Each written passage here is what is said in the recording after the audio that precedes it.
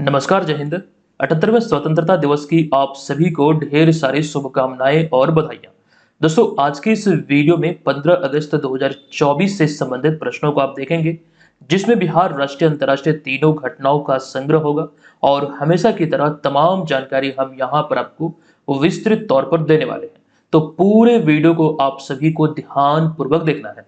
हम सेशन की शुरुआत करें, लेकिन उससे पहले पिछले वीडियो में एक प्रश्न हमने आपसे पूछा था। सबसे पहले उस प्रश्न को हम देख लेते हैं। तो ये प्रश्न था, गोपालगंज बिहार में यूपी बिहार बॉर्डर पर तस्करों से बिहार पुलिस को 50 ग्राम रेडियो एक्टिव पदार्थ कैलिफोर्नियम मिला है या फिर प्राप्त हुआ है।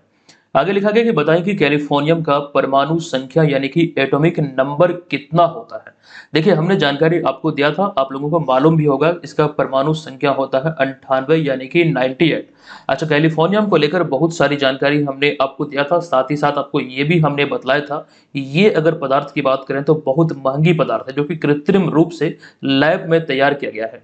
आपको ध्यान रखना है कि 1 ग्राम अगर हम कैलिफोर्नियम की बात करें तो 17 करोड़ रुपए इसका दाम होता है। 1 ग्राम, महज 1 ग्राम अगर हम कैलिफोर्नियम की बात करें तो 17 करोड़ इसकी खास करके लागत होती है, मूल्य होती है बाजार में, जो इंटरनेशनल मार्केट में।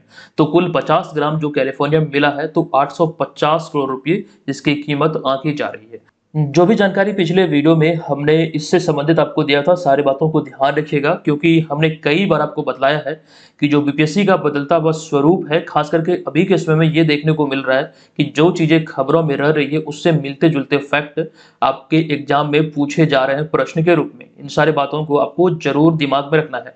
अच्छा, आज के इस सेशन की शुरुआत करें उससे पहले इस 78वें स्वतंत्रता दिवस के अवसर पर हमारी टीम की तरफ से आपको एक ऑफर दिया जाए। आप लोग इस ऑफर का लाभ उठा के मेंबरशिप ले सकते हैं बीएम ऑनलाइन लर्निंग एप्लीकेशन पर। इस कोर्स के जरिए तमाम मटेरियल हमारे जो खास करके बीपीएससी एग्जाम के लिए तैयार होते हैं, वो आप सभी को इसके माध्यम से प्राप्त कर सकते हैं। जो डेली करंट अफेयर्स की सीरीज आप लोग फॉलो कर रहे हैं, उसका भी डेली, मंथली, ईयरली नोट्स भी, ये सभी आपको इसी कोर्स में मिल जाएगा। कोर्स को परचेज करते समय आपको ये कूपन कोड अप्लाई करना है IND78, और ये 20 अगस्त 2024 मध्य रात्रि तक आपके लिए वैध है। केवल 1000 विद्यार्थियों के लिए, केवल 1000 अभ्यर्थियों के लिए है, और केवल 199 रुपये, एक नाम मात्र की फी है। इतनी कम फी पर आपको इस तरह का जो कंटेंट है, इस तरह का जो मटेरियल है, वो कहीं आपको नहीं मिलने वाला है। तो ऑफर का लाभ उठा के आप लोग इसे ज्वाइन कर सकते हैं। हालांकि बीपीएससी के अतिरिक्त बिहार की अगर किसी अन्य प्रतियोगी परीक्षाओं की प्रिपरेशन में लगे हैं, और अगर आप चाहते हैं कि यहाँ से आप करंट अफेयर्स की क्लास को फॉलो करें, करंट अफेयर्स के मटेरियल प्राप्त करें, तो आप इस वाले कोर्स को ले सकते हैं। ध्यान रखिएगा, करंट अफेयर्स का पूरा मटेरियल आपको इसमें मिल जाएगा। खास बात यह है कि दोनों कोर्स में, इस वाले में और इस वाले में, जो करंट अफेयर्स का मटेरियल आपको मिलेगा, ये 2023 जनवरी महीने से ही मिलेगा। यानी कि अभी जिस तिथि को आप ज्वाइन करेंगे तब से 1 वर्ष तो आगे आपको मिलता रहेगा, लेकिन पिछला 1 साल का जो आपका छूट चुका है, वो भी यहाँ पर आपको एप्लीकेशन पे मिल जाएगा। अच्छा, 2022 वाला भी वहां पर है, जो इंपॉर्टेंट पीडीएफ है, आप लोग चाहे तो उसे भी वहां पर निःशुल्क देख सकते हैं। एप्लीकेशन पे ये तमाम चीजें आपको मिल जाएगी। चलिए, अब सेशन की हम शुरुआत करते हैं पहले प्रश्न से। पहला प्रश्न है, हाल ही में खबरों में रहा सिद्धेश्वर मंदिर बिहार। यहाँ पे हमने बिहार ब्रैकेट में लिखा है, क्योंकि सिद्धेश्वर मंदिर जो है ये बिहार के अतिरिक्त और कई जगहों पर है। खास करके इंटरनेट पर जब आप सर्च करेंगे तो कई और भी जगह का नाम आपको दिखेगा, इसलिए ब्रैकेट में हमने बिहार लिख दिया है। और आगे ये लिखा गया कि जो बराबर की पहाड़ियों में अवस्थित है, ये अभी हाल ही में खबरों का विषय है। अब यहाँ पर हमने आगे लिखा कि बताएं कि बराबर की गुफाओं का निर्माण किनके द्वारा आजीवक तपस्वियों के लिए या फिर आजीवक संप्रदाय के लिए करवाया गया था, उनके आवास के लिए। देखिए, ये प्राचीन भारतीय इतिहास के अंतर्गत जो पढ़ेंगे आप, ये एक इंपॉर्टेंट पॉइंट हो जाता है। ये जो आजीवक संप्रदाय को लेकर, बराबर की गुफाओं के निर्माण को लेकर यहाँ पे बातें लिखी गई है, यहाँ से ऑलरेडी एग्जाम में प्रश्न पूछा जा चुका है। देखिए, इसका जो निर्माण किया गया था वो सम्राट अशोक के द्वारा किया गया था। तो विकल्प नंबर ए यहाँ पर इस प्रश्न का राइट आंसर होगा। जो इन गुफाओं से जो प्रमाण मिले हैं, जो साक्ष्य मिले हैं, उनमें अधिकतर जो संबंधित है वो अशोक से ही संबंधित है। सवाल यहाँ पर अब यह है कि ये आखिर खबरों में क्यों है। देखिए, यहाँ पर हमने लिखा है कि बिहार के जहानाबाद जिले के मखदुमपुर स्थित बाबा सिद्धेश्वर मंदिर में 12 अगस्त 2024 के 24 को हुए भगदड़ के कारण यह खबरों में है। यहाँ पर जो भगदड़ हुआ था दरअसल यही वो मंदिर है जो कि पहाड़ी की चोटी पर है। आपको ध्यान रखना है कि जो जलाभिषेक होता है सोमवार को, जो सावन का महीना चल रहा और यहीं पर श्रद्धालुओं के बीच भगदड़ मची थी और यहाँ पर जो पुष्टि की गई है कि 7 लोगों की यहाँ पर मौत हुई है। ठीक है, ये ध्यान रखिएगा, इसी वजह से ये मंदिर अभी हाल ही में खबरों में है। अब यहाँ से संबंधित जो पॉइंट हमने आपके समक्ष रखा है, सभी को बारीकी से समझिएगा, ध्यान रखिएगा। देखिए, यह बराबर की पहाड़ियों में स्थित अति प्राचीन गुफा में भगवान शिव का एक मंदिर है। यहाँ पर खास करके गुफा आदि है, इसी के आसपास ये मंदिर है। यहाँ पर ये ध्यान रखिएगा, जो कि सिद्धेश्वर मंदिर नाम से मशहूर है। हालांकि ये चोटी पर है अभी फिलहाल जो ये संरचना आपको दिख रहा है। अच्छा, यहाँ पर अगला पॉइंट है कि इसे मगध साम्राज्य का हिमालय की संज्ञा दी गई है। ध्यान रखिएगा, बराबर की पहाड़ियों की हम बात कर रहे हैं, कई स्रोत में आपको ये पॉइंट देखने को मिलेगा। मगध साम्राज्य का हिमालय इसे कहा गया है, नाम दिया गया है। आगे हमने पॉइंट लिखा कि इस मंदिर में मगध के महान सम्राट अशोक के समय के शिलालेख मौजूद है, जो कि ब्राह्मी लिपि में लिखे गए हैं। अभी हम आपको इसी को लेकर जानकारी दे रहे थे। अधिकतर जो यहाँ पर शिलालेख मिले हैं वो अशोक से ही संबंधित है। नेक्स्ट पॉइंट यहाँ पर है कि सम्राट अशोक विश्व प्रसिद्ध एवं शक्तिशाली भारतीय मौर्य राजवंश के महान सम्राट थे। हर्यक वंश, अच्छा यहाँ पर अगला पॉइंट है, हर्यक वंश मगध पर शासन करने वाला सबसे पहला वंश था। हर्यक वंश की स्थापना बिंबिसार द्वारा किया गया था। अच्छा, मगध पर जो भी वंशों ने शासन किया, इसको याद रखने का एक ट्रिक है, हसीन मशूक। पहले आता है हर्यक, फिर आता है शिशुनाग, फिर आता है नंद, फिर आता है मौर्य वंश। ये यहाँ पर आपको ध्यान रखना है। अगर पूछा जाए कि मगध पर सबसे पहले शासन किस वंश ने किया था, हर्यक वंश ने। संस्थापक कौन थे, तो बिंबिसार। जबकि अगर हम बात करें, एक प्रश्न यहाँ से यह भी अराइज होता है कि अशोक को देवाराम प्रियदर्शी भी कहा गया है, तो ये मौर्य वंश के महान सम्राट थे। ये चीजें यहाँ पर ध्यान रखिएगा। अच्छा, बिहार के पहाड़ियों की बात हो रही है तो एक जानकारी आपको ये भी दे दूं, ये भी प्रश्न पूछा हुआ है। देखिए, सोमेश्वर केला चोटी बिहार की सबसे ऊंची चोटी है, जो कि समुद्र तल से लगभग 880 मीटर, तकरीबन 2887 फीट ऊंची है। यह पश्चिमी चंपारण जिले में स्थित है। अच्छा, यहाँ पर अब हम थोड़ा विकल्पों पर नजर डालते हैं। एक तो यहाँ पर बिंबिसार को लेकर आप जान चुके हैं, जो मगध पे हर्यक वंश था उसके ये संस्थापक थे। लेकिन इसके अतिरिक्त जो यहाँ पर अजात शत्रु आपको दिख रहा है, सम्राट अजात शत्रु से संबंधित एक प्रश्न कॉमन रूप से एग्जाम में पूछे गए हैं। जो पटना में सैनिक छावनी का निर्माण किया गया था लिच्छवियों पर आक्रमण के लिए, ये अजात शत्रु के ही द्वारा किया गया था, जो कि एक प्रकार से विध्वंस कर दिया गया था। ये अजात शत्रु के द्वारा ही हुआ था। जबकि पटना नगर को बसाने का जो श्रेय जाता है ये उदयन को ही जाता है। अच्छा, पटना को सर्वप्रथम जो राजधानी घोषित किया था वो उदयन ने ही किया था, ये भी यहाँ पर आपको ध्यान रखना है। ठीक है, अब देखिए, सम्राट अशोक की हम बात कर रहे हैं तो अशोक से संबंधित ऐसे तो कई सारे पॉइंट है, खास करके प्राचीन भारतीय इतिहास में चीजें पढ़ने को मिलता है। लेकिन उन सभी में एक ये वाला पॉइंट जरूर ध्यान आपको रखना है, जो तृतीय बौद्ध संगति 251 ईसा पूर्व में हुई थी पाटलिपुत्र में, ये अशोक के ही शासन काल में हुई थी। इसके अध्यक्ष कौन थे, तो मोगलीपुत्र थे। देखिए, बौद्ध धर्म में 4 बौद्ध संगति की चर्चा मिलती है।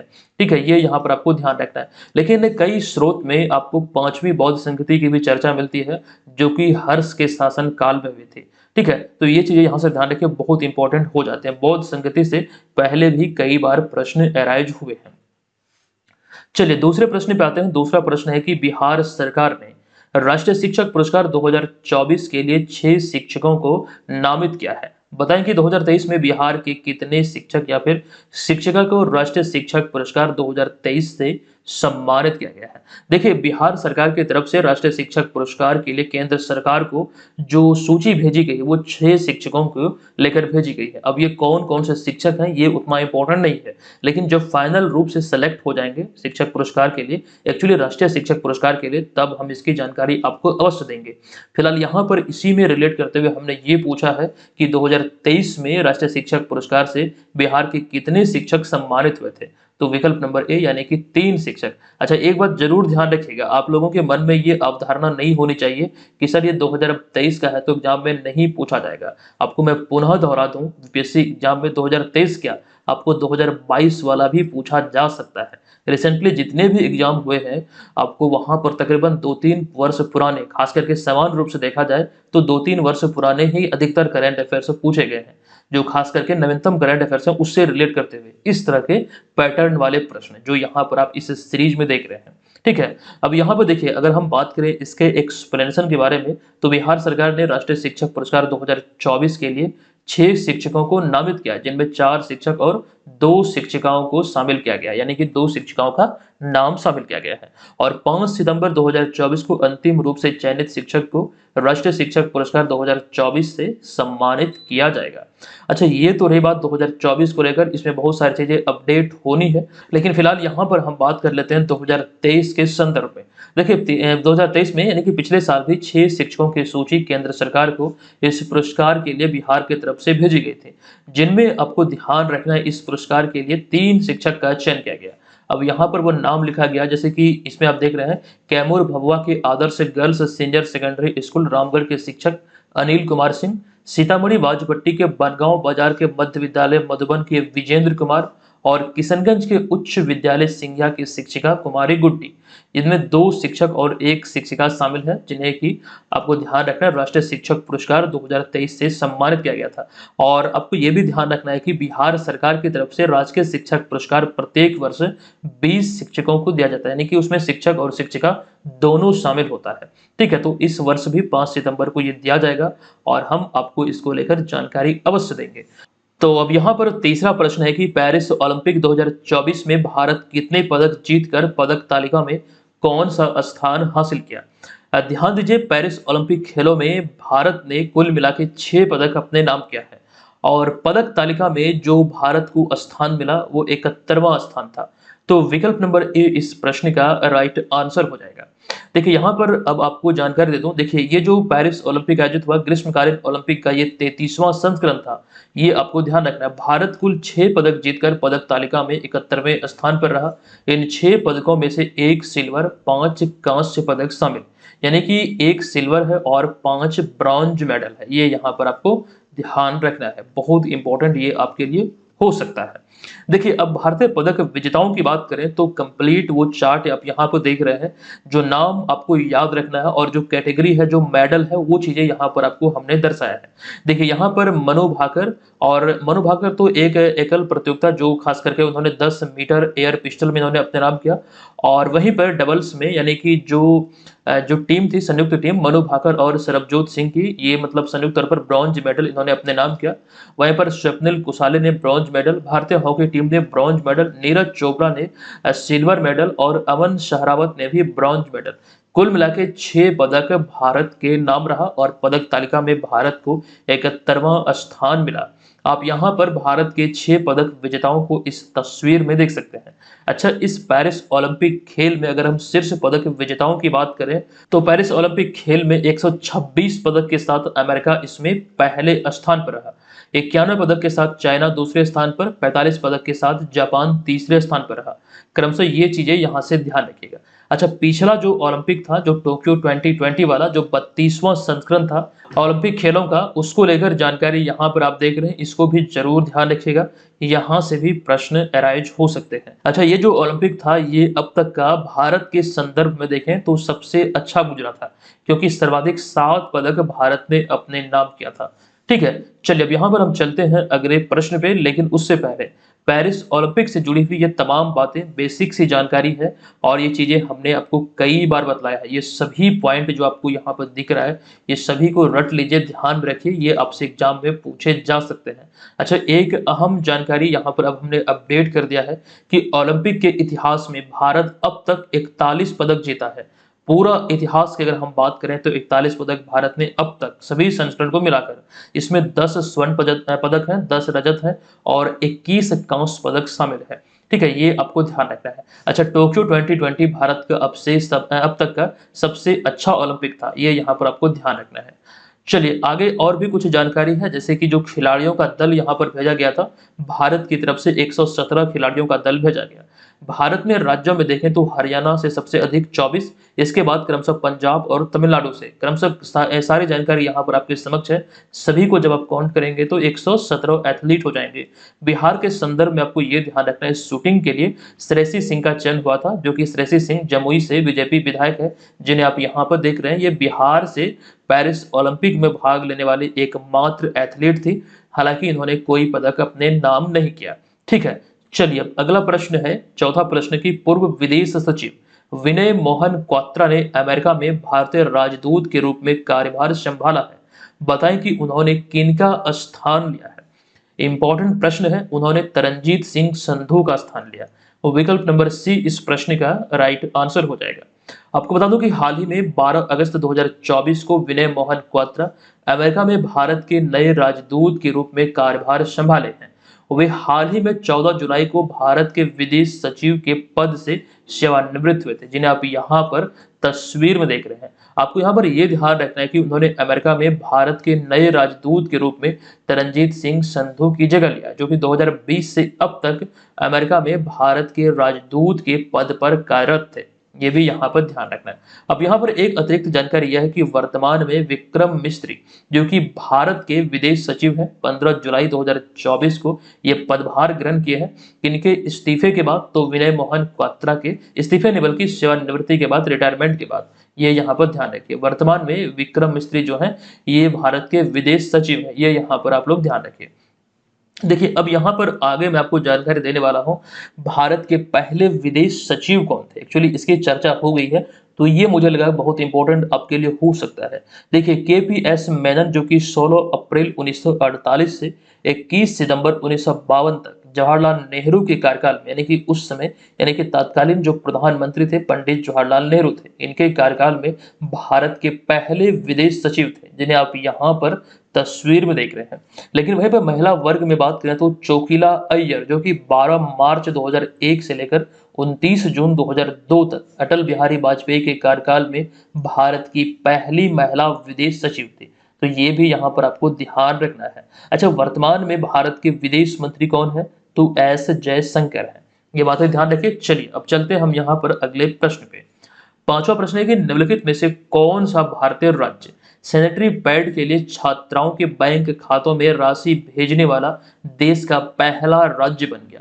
और ये बहुत बड़ा कार्य किया गया है और ये बहुत बड़ी उपलब्धि भी है। ऐसे में जहां पर ध्यान रखना है, इसका जो राइट आंसर है यह है विकल्प नंबर डी, यानी कि मध्य प्रदेश। इस तरह का पहली बार किसी भारतीय राज्य में किया गया वो राज्य है मध्य प्रदेश।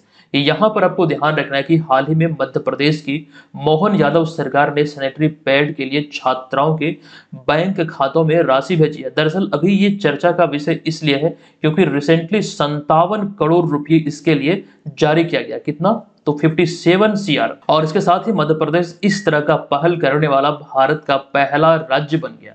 ये यहाँ पर आप लोग जरूर ध्यान रखिएगा। छात्रों को सैनिटरी पैड के लिए बैंक खातों में राशि डायरेक्टली भेजी जा रही है। ठीक है, ये यहाँ पर आपको ध्यान रखना है। और इसके तहत अगर हम बात करें तो 7वीं से लेकर 12वीं कक्षा तक की स्कूली छात्राओं को 1 साल के लिए 300 रुपये का लाभ मिलेगा। यहाँ पर यह ध्यान आपको रखना है, प्रत्येक वर्ष 300 रुपये का लाभ यहाँ पर दिया जाएगा। अच्छा, मध्य प्रदेश सरकार की यहाँ पर इस तरह की अगर हम एक और योजना की बात करें तो इस तरह का एक योजना है उदिता योजना या फिर उदिता कार्यक्रम, जो कि मध्य प्रदेश सरकार द्वारा वर्ष 2016 में शुरू किया गया था। इसका उद्देश्य महिलाओं की मासिक धर्म संबंधी स्वास्थ्य को बढ़ावा देना, समस्याओं के निवारण, सकारात्मक सोच और स्वच्छ वातावरण तैयार करना इसका मूल उद्देश्य था। ये भी कहीं ना कहीं संबंधित है मासिक धर्म से है। ठीक है, तो ये योजना का नाम क्या या फिर कार्यक्रम का नाम क्या था? तो उदिता कार्यक्रम, ये यहाँ पर ध्यान रखिए। ठीक है, तो इस तरह की पहल अभी की जा रही है मध्य प्रदेश के द्वारा। हालांकि यहाँ पर एक अतिरिक्त जानकारी हमने ये भी आपके समक्ष रखा है कि वर्तमान में कर्नाटक, राजस्थान और दिल्ली आदि कुछ ऐसे राज्य है जहां पर स्कूली छात्राओं को मुफ्त सैनिटरी पैड दिए जा रहे हैं। ये तो इंपॉर्टेंट है ही, लेकिन यहाँ पर दोनों में डिफरेंस यह है कि मध्य प्रदेश सरकार सैनिटरी पैड न देकर छात्राओं के खाते में डायरेक्ट यानी कि प्रत्यक्ष तौर पर राशि भेज रही है और इस तरह का पहल पहली बार भारत में किया गया है। ये यहाँ पर आप लोग ध्यान रखिए। चलिए फिलहाल इसे स्किप करते हुए चलते हैं अगले प्रश्न पे। प्रश्न है कि निम्नलिखित में से किस महासागर में हाल ही में पानी के नीचे 3 उच्चावच संरचनाओं का नाम अशोक, चंद्रगुप्त और कल्पतरु रखा गया या फिर दिया गया है? तो किस महासागर में? राइट आंसर होगा हिंद महासागर। विकल्प नंबर ए यहाँ पर इस प्रश्न का राइट आंसर हो जाएगा। आपको बता दो कि हाल ही में हिंद महासागर में पानी के नीचे 3 उच्चावच संरचनाओं का नाम अशोक चंद्रगुप्त और कल्पतरु दिया गया है, ये ध्यान रखिए। अच्छा, ये जो नामांकन है मतलब जो प्रक्रिया है ये भारत द्वारा प्रस्तावित है और यहाँ पर वो चीजें हमने लिखा भी है, ये इसे आपको ध्यान रखना है। अंतर्राष्ट्रीय हाइड्रोग्राफिक संगठन और इसके अतिरिक्त यूनेस्को की अंतर सरकारी महासागरीय आयोग यानी कि IOC द्वारा अनुमोदित किया गया था। लेकिन यहाँ पर एक सवाल आपके मन में अराइज हो सकता है कि उच्चावच आखिर होता क्या है। देखिए, उच्चावच की बात करें तो धरातल की ऊंचाई नीचाई से बनने वाले जो उबड़ खाबड़ भूमि होती है, यहाँ पर इस संरचना में आप देख रहे हैं जो खास करके इसको दर्शाता है, इसी को कहा जाता है उच्चावच। जो उस पानी के नीचे अगर इस तरह की मतलब जैसे उबड़ खाबड़ है, ऊपर नीचे है, इस तरह की संरचना जो बनती है यही एक्चुअली उच्चावच कहलाता है। हालांकि इसके अतिरिक्त फिलहाल यहाँ पर जो इंपॉर्टेंट है ये आपको ध्यान रखना है कि जो नाम दिया गया है वो नाम क्या क्या है और ये किस महासागर से संबंधित है, ये चीजें इंपॉर्टेंट हो जाती है। अच्छा, यहाँ पर एक महासागर का हमने नाम लिखा अटलांटिक। अटलांटिक महासागर में ही खास करके अगर हम बात करें जो टाइटैनिक जहाज था वो डूबा था। ठीक है, ये ध्यान रखिएगा। और प्रशांत महासागर में मैरियाना गर्त है जो कि अब तक का जो रिकॉर्डेड जो सबसे गहराई वाला स्थल है वो प्रशांत महासागर में ही है। चैलेंजर गर्त भी कहा जाता है। तो ये प्रश्न है कि निम्नलिखित में से किन्हें हाल ही में जुलाई 2024 के लिए ICC player of the month पुरुष कैटेगरी में चुना गया है। देखिए, इसका जो राइट आंसर होगा ये होगा गस एटकिंसन, यानी कि विकल्प नंबर डी यहाँ पर इस प्रश्न का राइट आंसर होगा। देखिए, ICC player of the month है जो पुरुष और महिला कैटेगरी में दिया जा रहा है। ऐसे तो मैं 2022 से लेकर ही इसको लेकर जानकारी आपको दे रहा हूँ, लेकिन फिलहाल यहाँ पर इस स्लाइड में आप देख रहे हैं 2024 वाला जनवरी, फरवरी, मार्च, अप्रैल, मई, जून और रिसेंटली अगस्त महीने में जुलाई वाला निकलकर सामने आया है जो घोषणा हुई है। आपको ध्यान रखना है पुरुष कैटेगरी में गस एटकिंसन जो कि इंग्लैंड के हैं इन्हें चुना गया और महिला वर्ग में चमारी अटापट्टू जो कि श्रीलंका की महिला क्रिकेट टीम की कप्तान है इन्हें चुना गया। तो ये चीजें यहाँ पर आपको ध्यान रखना है, सारे एग्जाम में यहाँ से प्रश्न अराइज हो सकते हैं। ये सभी बातें ध्यान रखें, आप लोग चाहे तो इसका स्क्रीनशॉट ले सकते हैं। फिलहाल इसे स्किप करते हुए चलते हैं हम अगले प्रश्न पे। प्रश्न है कि भारत और श्रीलंका के बीच आयोजित होने वाले संयुक्त सैन्य अभ्यास मित्र शक्ति का कौन सा संस्करण हाल ही में श्रीलंका में आयोजित किया गया। ये द्विपक्षीय अभ्यास है और इसका अभी हाल ही में 10वां संस्करण श्रीलंका में आयोजित हुआ, अतः विकल्प नंबर सी यहाँ पर राइट हो जाएगा। देखिए, मित्र शक्ति जो है भारत और श्रीलंका के मध्य आयोजित होने वाला एक संयुक्त सैन्य अभ्यास है। इसका 10वां संस्करण 12 अगस्त 2024 को श्रीलंका के मुदुरु ओया स्थित आर्मी ट्रेनिंग स्कूल में शुरू हुआ है। देखिए, यहाँ पर आपको ये ध्यान रखना है कि जो आयोजन है ये 12 को शुरुआत हुआ है, 25 को ये समाप्त हो जाएगा।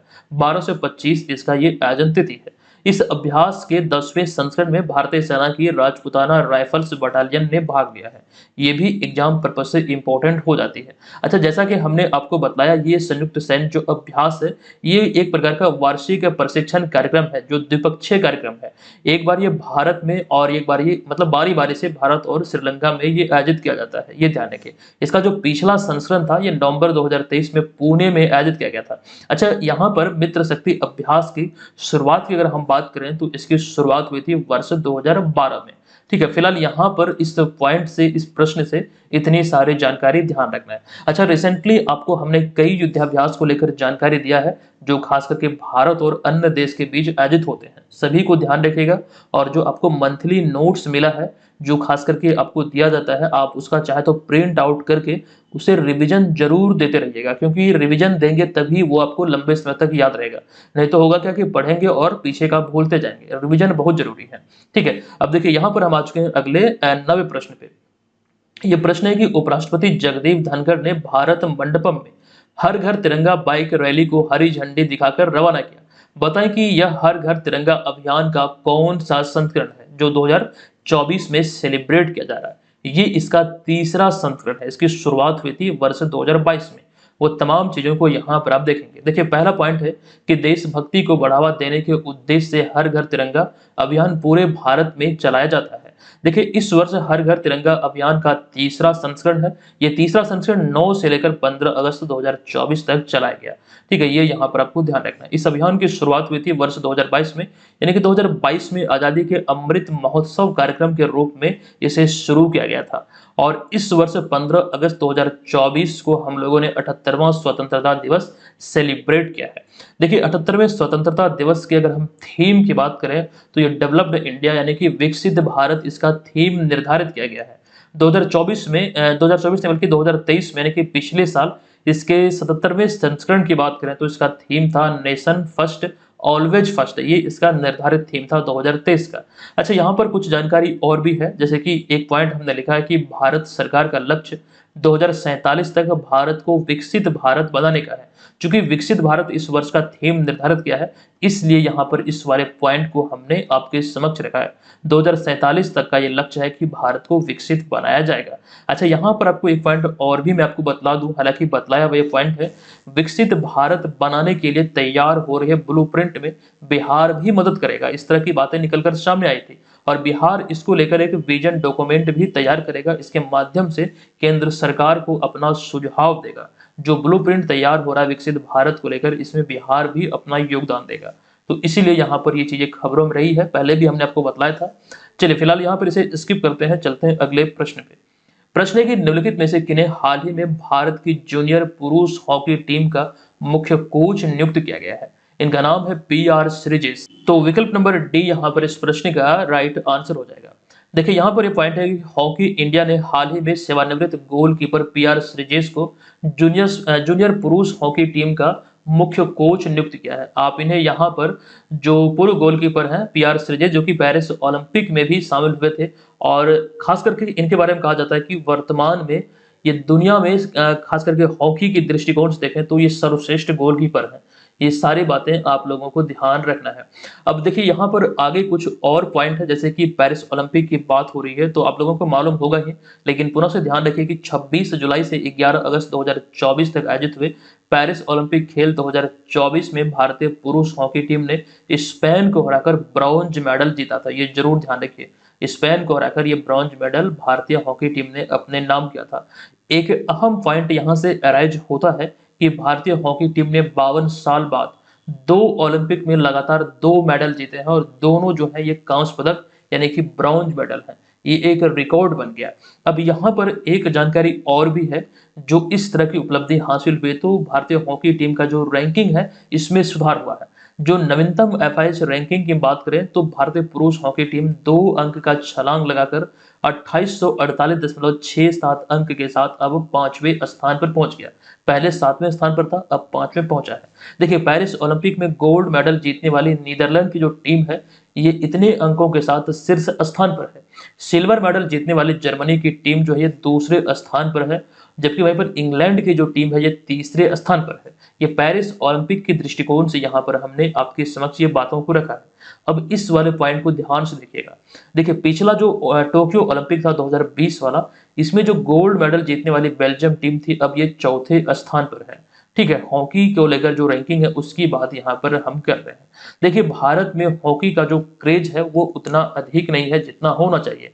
देखिए कई जगहों पर ये आपको देखने को मिलता है, सुनने को मिलता है कि राष्ट्रीय खेल जो ये भारत का हॉकी है।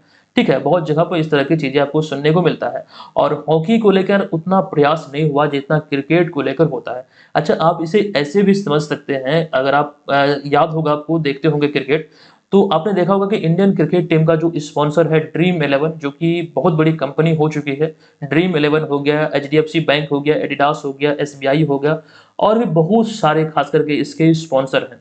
लेकिन अगर हम बात करें हॉकी इंडिया के स्पॉन्सर की तो केवल और केवल उड़ीसा गवर्नमेंट है इसका एक प्रकार का स्पॉन्सर है। और हॉकी जो इतना विकसित हुआ है तो इसका श्रेय उड़ीसा गवर्नमेंट को ही जाता है। आई थिंक 2036 तक का ये संरक्षण देने का लक्ष्य निर्धारित किया गया उड़ीसा गवर्नमेंट की तरफ से, तो पूरा जो क्रेडिट जाता है वो उड़ीसा सरकार को ही जाता है। तो ये बहुत बड़ी बात है। हालांकि यहाँ पर आपको ध्यान रखना है कि बहुत सारे टूर्नामेंट और भी आने वाले हैं, लेकिन अगर हॉकी को प्रमोट किया जाए तो और भी अधिक मेडल यहाँ पर हॉकी में देखने को मिल सकता है। एक बात यहाँ पर आप लोग ये भी ध्यान रखिएगा कि ओलंपिक खेलों में भारत ने पिछली बार जो गोल्ड मेडल जीता था वो हॉकी में 1980 में जीता था। हॉकी की बात हो रही है तो इस वाले पॉइंट को जरूर ध्यान रखिएगा। 1980 में पिछली बार गोल्ड मेडल आया था हॉकी में। तो ये प्रश्न है कि निम्नलिखित में से किनके द्वारा हाल ही में भारत के 75 महान क्रांतिकारी पुस्तक का विमोचन किया गया। ये एक पुस्तक का नाम है भारत के 75 महान क्रांतिकारी। इसका विमोचन अभी हाल ही में हरिवंश नारायण सिंह के द्वारा किया गया।